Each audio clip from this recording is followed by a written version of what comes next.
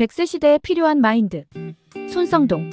2011년 12월 100세 시대의 선언으로 시작된 2011년이 저물고 있습니다. 사실 수명의 증가는 피부로 느끼기 힘듭니다. 그런 만큼 우리는 100세 시대의 도래를 눈치채지도 못했습니다. 100세 시대라고 해서 우리 모두가 100세까지 사는 것은 아닙니다. 과거보다는 훨씬 많은 분들이 100세까지 살 가능성이 높다는 것을 의미할 뿐입니다. 그렇다고 이를 과소평가해서는 큰 코 다칠 수 있습니다. 우리의 사회 시스템이나 개인의 라이프 사이클이 수명 70에서 80세 시대에 맞춰져 있기 때문입니다. 늘어난 20에서 30년을 대비하지 못한 채 무방비로 맞이할 수 있다는 뜻입니다. 이 20에서 30년은 현역 시절에 버금가는 매우 긴 시간입니다. 현역 시절에 더 많은 성과를 내기 위해 엄청난 노력을 쏟아붓듯이 늘어난 20에서 30년을 의미 있게 보내기 위해서도 시간과 자원 등 많은 투자가 필요합니다. 이런 투자를 효율적으로 집행하기 위해서는 100세 시대의 의미를 제대로 파악하고 그에 필요한 마인드를 갖출 필요가 있습니다. 100세 시대는 과연 우리에게 어떤 의미가 있을까요? 100세 시대 하면 필자의 머리에 떠오르는 생각은 돈 버는 기간보다 돈 쓰는 기간이 더 길다는 것입니다. 이는 인류의 역사상 결코 볼 수 없었다는 점에서 전대미문의 대사건이라 할 만합니다.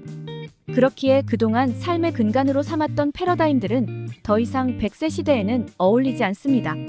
삶의 패러다임을 새로이 재구축해야 하는 것입니다. 지금까지 우리는 노후를 생각할 때 가장 먼저 떠올리는 단어는 단연 돈이었습니다. 돈만 있으면 노후는 끄떡없다는 시기였습니다. 너도 나도 돈을 모으기에 혈안이었고 이것이 뜻대로 되지 않으면 걱정의 더미에 눌려 불안에 떨게 됩니다. 지금도 이러할진대 100세 시대를 돈으로 해결하려 하다간 꽃을 피워보지도 못한 채 시든 화초처럼 불안에 짓눌려 100세를 원망만 하다 아까운 세월을 낭비할 가능성이 큽니다. 이런 사태를 피하기 위해선 지금과는 다른 세 가지 새로운 마음가짐이 필요합니다. 첫째는 자산의 개념을 확장할 필요가 있다는 점입니다. 지금까지 우리는 노후 준비의 모든 것을 돈이라는 물질 자산에 걸었다 해도 과언이 아닙니다. 하지만 돈 쓰는 기간이 버는 기간보다 더 긴 100세 시대에는 돈에만 노후 준비를 의지하기엔 너무 위험해 보입니다. 평안한 100세 시대를 위해선 자신의 경쟁력을 높여 일하는 기간을 늘려야 합니다. 이에 못지않게 중요한 것이 주변 사람들, 즉 가족, 친구, 지역사회와의 관계를 강화해야 합니다. 이를 통해 관계의 자산화를 꾀해야 합니다.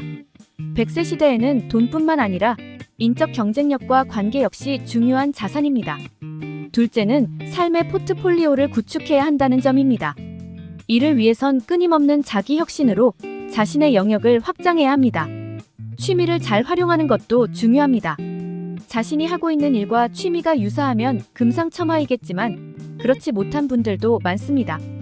이런 분들은 취미에서 가치를 창출할 수 있도록 노력해야 합니다. 막연한 취미는 오래가지 못합니다. 구체적이고 가치 창조적인 취미를 개발해야 합니다. 셋째는 전략적 사고가 필요하다는 점입니다. 100세 시대는 패러다임의 변화를 요구하고 있습니다. 패러다임의 변화는 큰 틀이 바뀌는 것을 의미합니다. 이럴 때일수록 필요한 게 전략적 사고입니다. 그래야만 제대로 방향을 잡을 수 있습니다. 인생의 큰 그림을 다시 그리고 그에 맞는 대책을 강구해야 합니다. 3층 사회보장을 잘 활용하고 재무와 비재무의 균형을 잘 잡고 관습과의 과감한 단절이 그 어느 때보다 요구되는 인생 100세 시대입니다. 이상 100세 시대에 필요한 마인드에 대해 알아보았습니다. 이번 영상도 유익하셨다면 구독, 좋아요, 알림 설정 부탁드리겠습니다. 오늘도 오전에는 건강을, 오후에는 부를 얻는 하루 보내세요. 감사합니다.